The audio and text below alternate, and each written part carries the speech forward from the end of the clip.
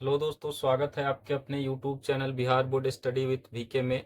और आज का ये जो वीडियो है, जिस वीडियो में अभी हम लोग बात कर रहे हैं, ये वीडियो जो है मानव मस्तिष्क से संबंधित होगा। यानी मानव मस्तिष्क से जुड़े हुए विभिन्न जो पहलू हैं, उन पहलुओं को आज हम लोग समझने का प्रयास करेंगे। और इससे संबंधित जो आपकी परीक्षा में प्रश्न पूछे जाते हैं, वो भी प्रश्न जो है इस वीडियो को देखने के बाद काफी आप लोगों को आसान लगेगा। तो आइए हम जो है इसी वीडियो के माध्यम से मानव मस्तिष्क के बारे में जो है जानने का प्रयास करते हैं।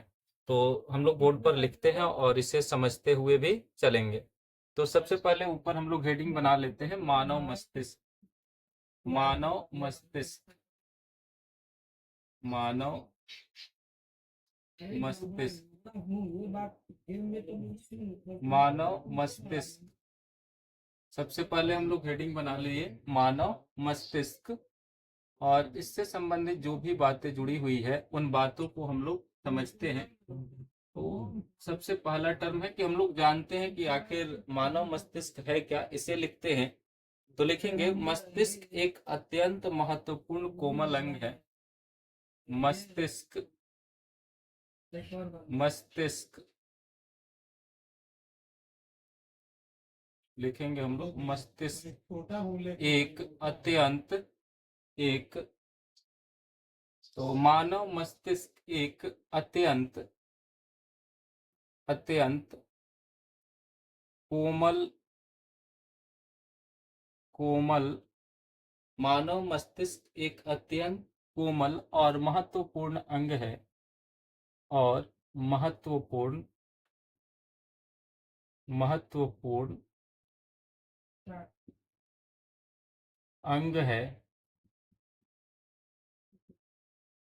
अंग है। तंत्रिका तंत्र के द्वारा शरीर की क्रियाओं के, लिखेंगे यह तंत्रिका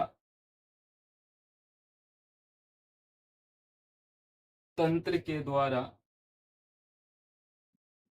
के द्वारा शरीर की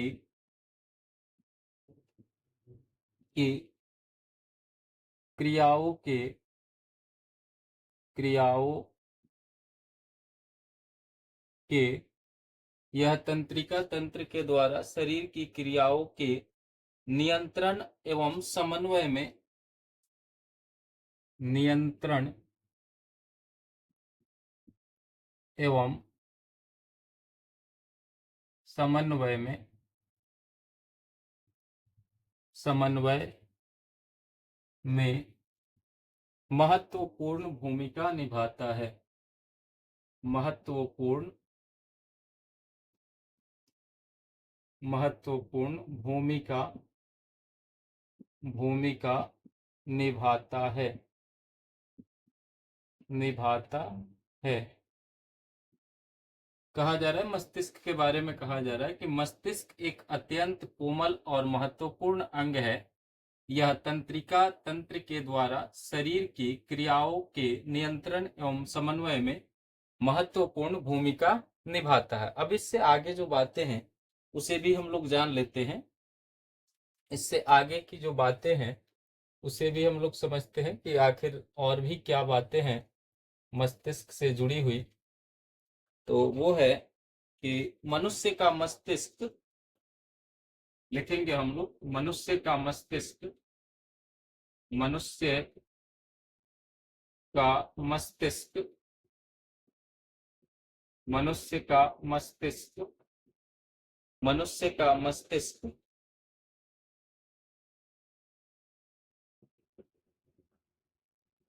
मस्तिष्क का औसत आयतन, मनुष्य के मस्तिष्क का, यहाँ लिखेंगे मनुष्य के मस्तिष्क का औसत आयतन, औसत आयतन, आयतन, औसत आयतन 1650 ml, 1650 ml, तथा, तथा औसत, तथा औसत, औसत भार औसत भार करीब 1.5 केजी, करीब 1.5 केजी होता है, होता है, होता है। यानी मनुष्य के मस्तिष्क का जो औसत आयतन होता है वह 1650 ml होता है तथा इसका जो औसत भार होता है वो 1.5 केजी के करीब होता है। तो परीक्षा में यहाँ से ये प्रश्न आ सकता है कि मनुष्य के का जो मस्तिष्क है उसका औसत आयतन कितना है, तो हमें याद रखना है कि उसका औसत आयतन 1650 ml है तथा औसत भार की जब बात की जाए तो हमें याद रखना है 1.5 केजी होगा। तो आइए आगे और भी चीजें हैं जिसे हम लोग जान लेते हैं मस्तिष्क से जुड़ी हुई। लिखेंगे कि मस्तिष्क को 3 प्रमुख भागों में बांटा गया है। मस्तिष्क को मस्तिष्क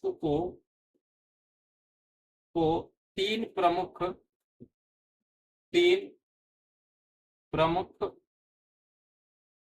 भागों में बांटा गया है, बांटा गया है। मस्तिष्क को 3 प्रमुख भागों में बांटा गया है। अब वो 3 भाग कौन कौन से हैं उसे हम लोग लिख लेते हैं। पहला है अग्र मस्तिष्क, अग्र मस्तिष्क, अग्र मस्तिष्क। दूसरा भाग है मध्य मस्तिष्क, मध्य मस्तिष्क,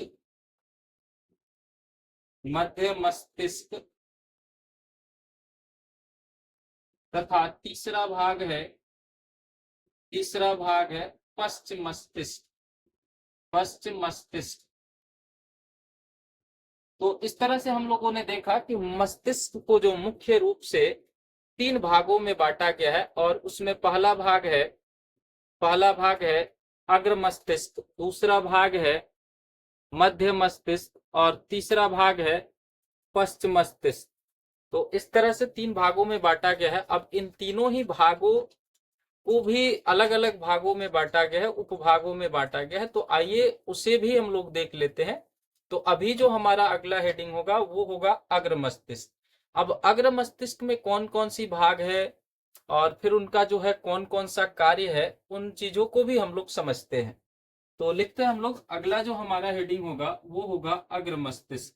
आप लोग नोट्स बनाना चाहें तो इसको वीडियो को या तो पुश करके रुक करके बना लीजिए या फिर चाहे तो स्क्रीनशॉट लेके भी आप लोग नोट्स बना सकते हैं। आगे हम लोग हेडिंग बनाते हैं और उसमें लिखेंगे हम लोग अग्र मस्तिष्क।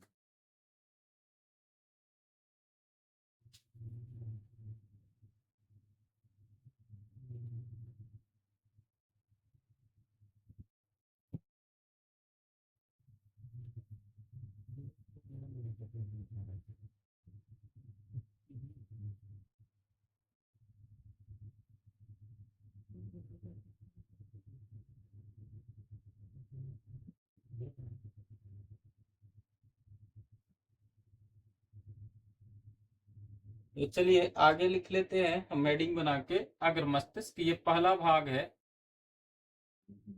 अग्र मस्तिष्क।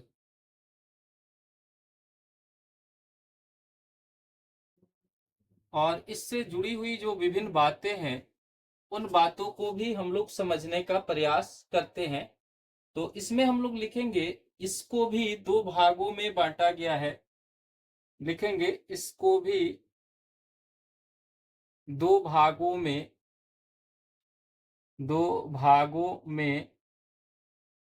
बांटा गया है। इसको भी 2 भागों में बांटा गया है।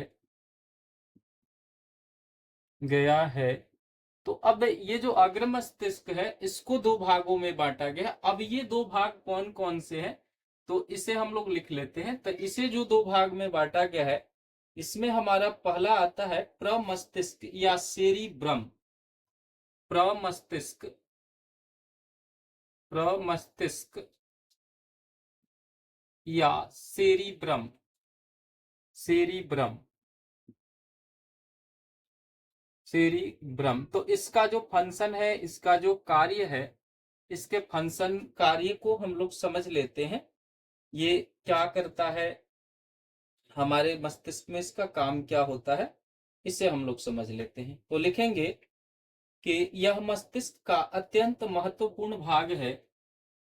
यह मस्तिष्क का, मस्तिष्क का अत्यंत, अत्यंत महत्वपूर्ण भाग है, महत्वपूर्ण भाग है। यह मस्तिष्क का अत्यंत महत्वपूर्ण भाग है। यह बुद्धि और चतुराई का केंद्र है। यह बुद्धि और चतुराई का, और चतुराई का, और चतुराई का केंद्र है, केंद्र है। यह बुद्धि और चतुराई का केंद्र है। मानव में किसी बात को सोचने समझने की शक्ति, मानव में किसी बात को, किसी बात को सोचने समझने की शक्ति, सोचने समझने की शक्ति, सोचने समझने की शक्ति, शक्ति, मानव में किसी बात को सोचने समझने की शक्ति, कौमा स्मरण शक्ति यानी याद करने की शक्ति, स्मरण शक्ति, याद करने की शक्ति भी इसे हम लोग जानते हैं इस नाम से। फिर है किसी कार्य को करने की प्रेरणा, किसी कार्य को, कार्य को करने की प्रेरणा, करने की प्रेरणा, प्रेरणा यानी किसी कार्य के प्रति मोटिवेशन, किसी कार्य के प्रति मोटिवेशन हमें मस्तिष्क के इसी भाग से मिलता है। तो किसी कार्य को करने की प्रेरणा, कौमा घृणा, घृणा, कौमा प्रेम, प्रेम, घृणा, कौमा प्रेम, भय, हर्ष, कष्ट के अनुभव, भय, हर्ष, हर्ष मतलब खुशी, हर्ष, कष्ट के अनुभव, के अनुभव, कष्ट के अनुभव, अनुभव जैसी क्रियाओं का नियंत्रण और समन्वय, जैसी क्रियाओं का, जैसी क्रियाओं का नियंत्रण, नियंत्रण और समन्वय, नियंत्रण और समन्वय, नियंत्रण और समन्वय, समन्वय सेरिब्रम के द्वारा ही होता है। सेरिब्रम या फिर प्रमस्तिष्क भी बोल सकते हैं। सेरिब्रम या प्रमस्तिष्क के द्वारा ही होता है, होता है। तो प्रश्न जो है यहीं से बनते हैं, हमारी परीक्षाओं में पूछा जाता है कि बताइए कि प्रेम, घृणा या मोटिवेशन, फिर कह सकते हैं मोटिवेशन को हम लोग कि कार्य करने की प्रेरणा, इसकी शक्ति हमें मस्तिष्क के किस भाग से मिलती है।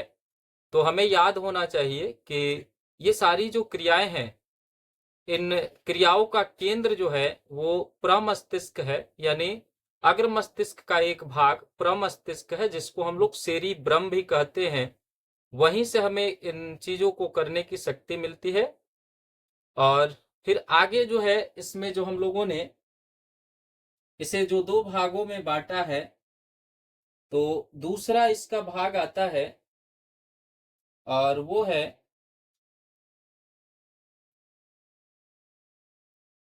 डाइएनसेफ्लॉन। यानी अग्र मस्तिष्क को जो हम लोग दो भागों में बांटे हैं, उसमें इसका दूसरा भाग है डाइएनसेफ्लॉन। डाइएनसेफ्लॉन सेफ्लॉन दूसरा भाग है डाइएनसेफ्लॉन। तो इसके फंक्शन के बारे में हम लोग पढ़ते हैं, लिखेंगे अग्र मस्तिष्क का यह भाग, अग्र मस्तिष्क का यह भाग, अग्र मस्तिष्क का यह भाग, यह भाग, अग्र मस्तिष्क का यह भाग प्रमस्तिष्क गोलार्धों के द्वारा ढका होता है। प्रमस्तिष्क प्रमस्तिष्क प्रमस्तिष्क गोलार्धों गोलार्धों के द्वारा ढका होता है, ढका होता है, गोलार्धों के द्वारा ढका होता है। यह कम या अधिक ताप के आभास, यह कम या अधिक ताप के आभास, ताप के आभास, कम या अधिक ताप के आभास तथा दर्द और रोने जैसी क्रियाओं का नियंत्रण करता है, तथा दर्द और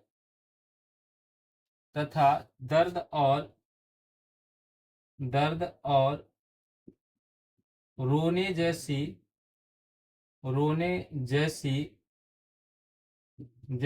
क्रियाओं का नियंत्रण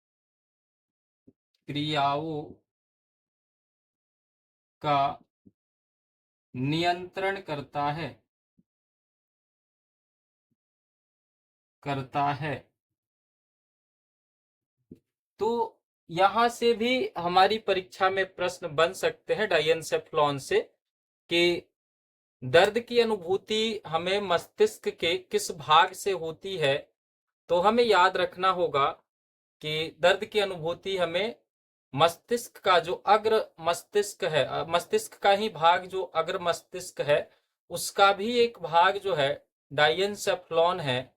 उस डाइएनसेफ्लॉन से हमें जो है दर्द की अनुभूति होती है, रोने जैसी क्रियाओं का जो है नियंत्रण होता है, तथा उसके साथ ही साथ जो है हमें तापमान की अधिकता और कमी की अनुभूति भी जो है मस्तिष्क के उसी डाइएनसेफ्लॉन भाग से होती है।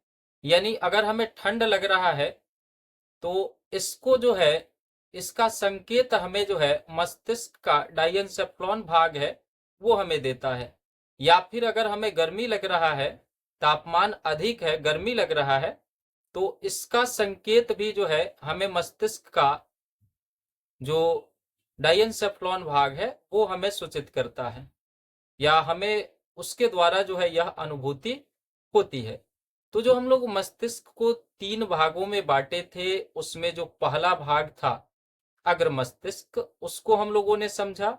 और अग्र मस्तिष्क को भी जो है दो भागों में हम लोगों ने बांटा था, जिसमें डाइएनसेफ्लॉन था, सेरिब्रम या प्रमस्तिष्क था, उसे हम लोगों ने समझा। अब जो दूसरा भाग है वो मध्य मस्तिष्क है, जिसको हम लोगों ने लिखा था पहले। तो उस मध्य मस्तिष्क को हम लोग समझते हैं, उसका जो फंक्शन है उसे हम लोग समझते हैं।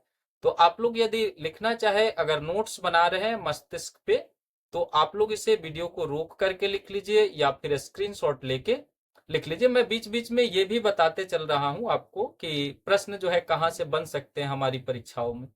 तो आइए इसे हम मिटाते हैं और फिर आगे की जो चीजें हैं, आगे की जो जानकारी है, उसे हम लोग लिखते हैं। तो मस्तिष्क का जो दूसरा भाग है वो है मध्य मस्तिष्क, और उसे हम लोग लिखते हैं, मध्य मस्तिष्क को लिखते हैं। जो दूसरा भाग है मध्य मस्तिष्क, मध्य मस्तिष्क। और इसके बारे में हम लोग लिखते हैं, जानते हैं क्या है, क्या फंक्शन है इसका। तो लिखेंगे हम लोग, यह मस्तिष्क स्टेम का ऊपरी भाग है। यह मस्तिष्क स्टेम का ऊपरी भाग है। यह मस्तिष्क स्टेम का ऊपरी भाग है। यह मस्तिष्क स्टेम का ऊपरी भाग है। इसमें अनेक तंत्रिका कोशिकाएं कई समूहों में उपस्थित होती है। इसमें इसमें अनेक तंत्रिका कोशिकाएं, तंत्रिका कोशिकाएं, कोशिकाएं कई समूहों में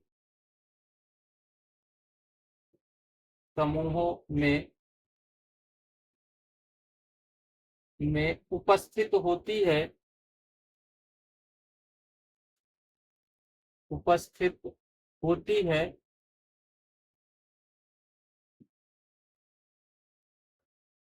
उपस्थित होती है। इसमें संतुलन एवं आंख की पेशियों को नियंत्रित करने का केंद्र होता है। इसमें संतुलन संतुलन और आंख की पेशियों को और आंख की पेशियों को नियंत्रित करने के केंद्र होते हैं। नियंत्रित करने के केंद्र होते हैं। केंद्र होते हैं। तो मध्य मस्तिष्क से बहुत ज्यादा प्रश्न हमारी परीक्षाओं में नहीं पूछे जाते हैं। अब आगे जो तीसरा हमारा भाग है मस्तिष्क का, वो है पश्च मस्तिष्क। यहाँ से प्रश्न आते हैं, और अगला हम तीसरा हेडिंग बना लेते हैं पश्च मस्तिष्क। पश्च मस्तिष्क।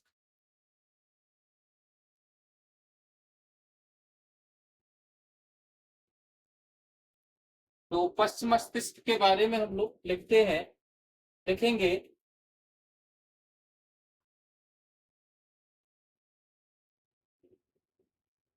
लिखेंगे अनुमस्तिष्क या सेरिबेलम। अनुमस्तिष्क, मस्तिष्क या सेरिबेलम, सेरिबेलम। अनुमस्तिष्क या सेरिबेलम, सेरिबेलम एवं अधर भाग में, एवं अधर भाग को, एवं अधर भाग को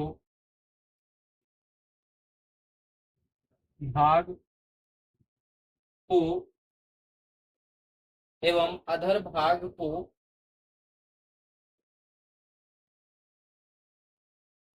अधर भाग, अधर भाग और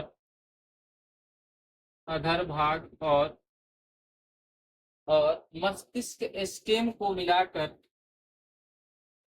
और मस्तिष्क मस्तिष्क स्टेम को मिलाकर को मिलाकर मिलाकर एवं मस्तिष्क स्टेम को मिलाकर पश्च भाग बनते हैं। पश्च भाग यानी मस्तिष्क का पश्च भाग यानी पश्च मस्तिष्क बनता है। मिलाकर पश्च मस्तिष्क बनता है बनता है। तो अब इसे भी अलग अलग भागों में बांटा गया है, तो इसके बारे में हम लोग लिख लेते हैं। तो इसमें जो पहला भाग है इसका वो है अनुमस्तिष्क या सेरिबेलम। पहला भाग है इसका अनुमस्तिष्क अनुमस्तिष्क या सेरिबेलम या सेरिबेलम सेरिबेलम। तो अब इसके बारे में जो विशेष जानकारी है जो हमारी परीक्षाओं से संबंधित है उसे हम लोग समझ लेते हैं। लिखेंगे अनुमस्तिष्क अनुमस्तिष्क अनुमस्तिष्क मस्तिष्क अनुमस्तिष्क ऐच्छिक पेशियों की गतियों इत्यादि का ऐच्छिक पेशियों की गति गति इत्यादि को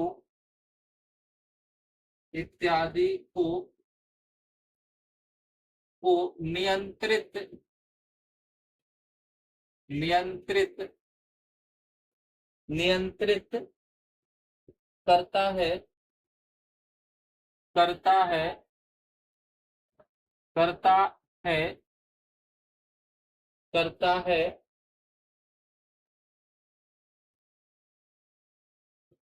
उसके बाद जो इसका अगला भाग है वो है मस्तिष्क स्टेम। दूसरा है मस्तिष्क स्टेम मस्तिष्क स्टेम। तो जो पश्च मस्तिष्क है इसका एक और भाग है वो है मस्तिष्क स्टेम और इसे समझते हैं। लिखेंगे इसके अंतर्गत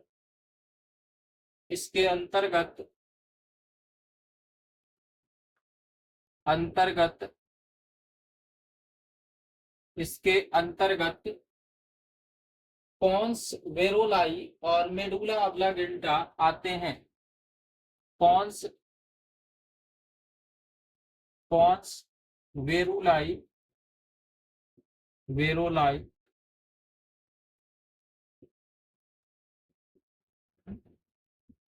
पॉन्स वेरोलाई वेरोलाई और मेडुला ऑब्लांगेटा और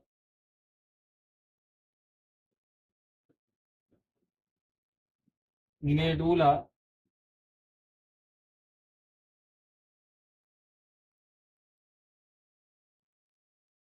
ऑब्लांगेटा नीचे लिख लेते हैं हम लोग मेडुला ऑब्लांगेटा गेंटा आते हैं। मेडुला ऑब्लांगेटा आते हैं। तो पॉन्स वेरुलाई के बारे में थोड़ी सी जानकारी हम लोग ले लेते हैं जो हम लोगों की परीक्षा की दृष्टि से महत्वपूर्ण है। पॉन्स वेरुलाई वेरुलाई लिखते हैं हम लोग इसके बारे में लिखते हैं कि तंत्रिका तंतुओं से निर्मित पॉन्स वेरुलाई तंत्रिका तंतुओं से निर्मित तंतुओं से निर्मित निर्मित पॉन्स वेरुलाई वेरुलाई वेरुलाई पॉन्स वेरुलाई मेडुला के अग्रभाग में स्थित होता है। मेडुला के मेडुला के अग्रभाग में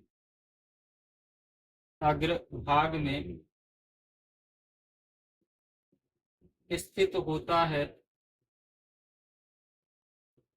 स्थित होता है अग्रभाग में स्थित होता है। तो अब हम लोग जो है अब हम लोग इसके आगे जो मेडुला ऑब्लांगेटा है उसको हम लोग लिख लेते हैं, हम इसे मिटा देते हैं। फिर जो है जो मेडुला ऑब्लांगेटा है इसके बारे में हम लोग लिखते हैं। तो इसे हम पहले मिटा देते हैं। आप लोग नोट्स जो है वीडियो को रोक करके बना सकते हैं चाहे तो, या फिर स्क्रीनशॉट भी लेके अलग से चाहे तो लिख सकते हैं। या तो वीडियो को रोक करके नोट्स बना लीजिए, बनाना है, या फिर जो है स्क्रीनशॉट लेके नोट्स बना सकते हैं।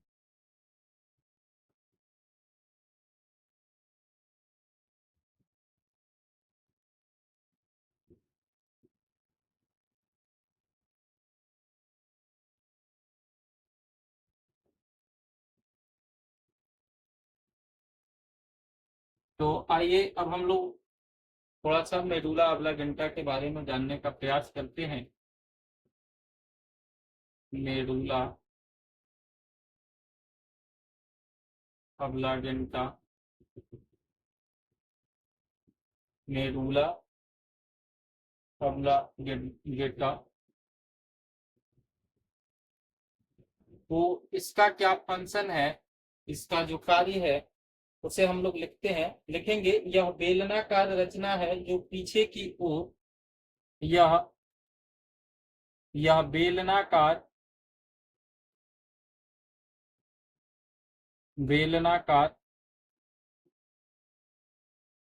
रचना है जो पीछे की ओर जो पीछे की ओर जो पीछे की ओर स्पाइनल कार्ड या मेरुरज्जु के रूप में पाया जाता है। पीछे की ओर स्पाइनल कार्ड या मेरुरज्जु रज्जु के मेरुरज्जु के रूप में पाया जाता है में पाया जाता है जाता है पाया जाता है लिखेंगे।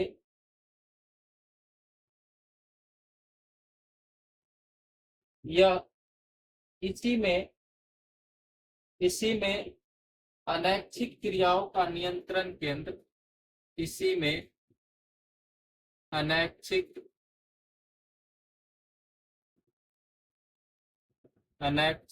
क्रियाओं का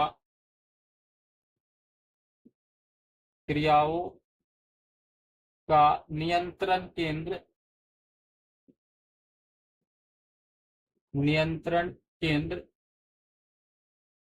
स्थित होता है।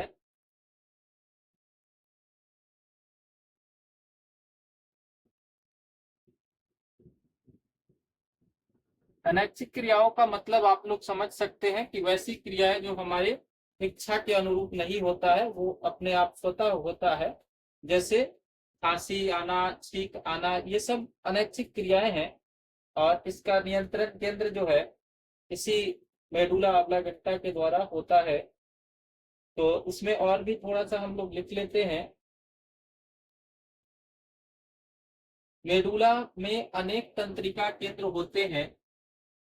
मेडुला में अनेक तंत्रिका केंद्र होते हैं। केंद्र होते हैं होते हैं जो मेडुला में अनेक तंत्रिका केंद्र होते हैं जो जो हृदय स्पंदन या हृदय की धड़कन, जो हृदय स्पंदन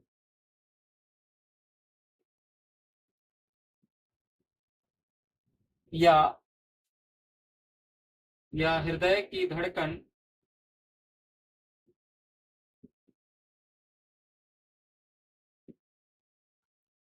धड़कन जो हृदय स्पंदन या हृदय की धड़कन धड़कन कौमा रक्तचाप और श्वसन गति की दर, रक्तचाप या श्वसन गति की दर, श्वसन गति की दर या श्वसन गति की दर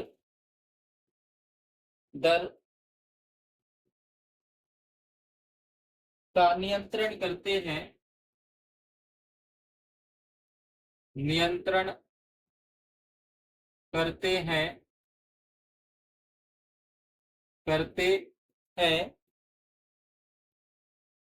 इसमें लिखेंगे हम लोग कि मस्तिष्क के इसी भाग द्वारा, मस्तिष्क के इसी भाग द्वारा, इसी भाग द्वारा मस्तिष्क के इसी भाग द्वारा प्रतिवर्ती क्रियाओं, प्रतिवर्ती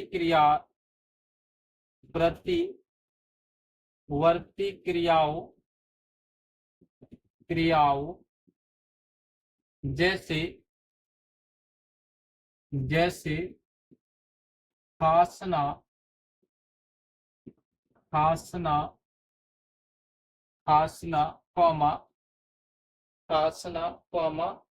छींकना या उल्टी करना, छींकना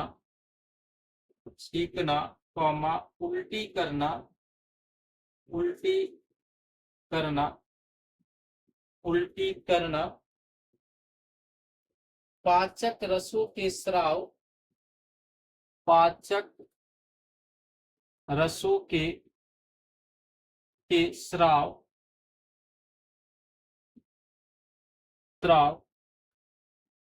इत्यादि का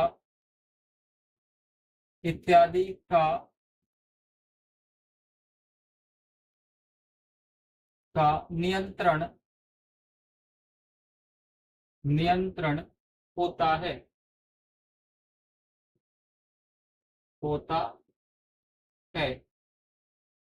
तो मेडुला ऑब्लांगेटा मस्तिष्क का वह भाग है जिसके द्वारा जो है जो भी अनैच्छिक क्रियाएं हैं, या तो हम अनैच्छिक क्रिया कहें या फिर प्रतिवर्ती क्रिया कहें, उन क्रियाओं का नियंत्रण होता है। जैसे खांसना, छींकना, उल्टी होना, ये सारी क्रियाएं जो है इसी मेडुला ऑब्लांगेटा के द्वारा होता है। तो यहाँ से हमारी परीक्षा में प्रश्न बन सकते हैं कि खांसना, छींकना, या फिर ऐसे भी लिखा जा सकता है एग्जाम में कि जो प्रतिवर्ती क्रियाएं हैं या फिर अनैच्छिक क्रियाएं हैं वह मस्तिष्क के किस भाग द्वारा नियंत्रित होती है। तो हमें याद रखना होगा कि जो अनैच्छिक क्रियाएं हैं या फिर प्रतिवर्ती क्रियाएं हैं जैसे खांसना, छींकना, उल्टी आना, ये सारी क्रियाओं का नियंत्रण जो है मस्तिष्क के का जो पश्च मस्तिष्क का भाग है मेडुला ऑब्लांगेटा, उसी मेडुला ऑब्लांगेटा के द्वारा जो है यह नियंत्रित होता है। तो यहाँ से प्रश्न बनेंगे। तो उम्मीद है आप लोग पूरा वीडियो देखे होंगे तो आप लोगों को अच्छा लगा होगा, और वीडियो जैसा भी लगा आप इसको कमेंट के माध्यम से बताइए। पूरा वीडियो देखने के लिए धन्यवाद। फिर मिलते हैं हम लोग अगले वीडियो में इसी तरह के महत्वपूर्ण जो है टॉपिक के साथ में।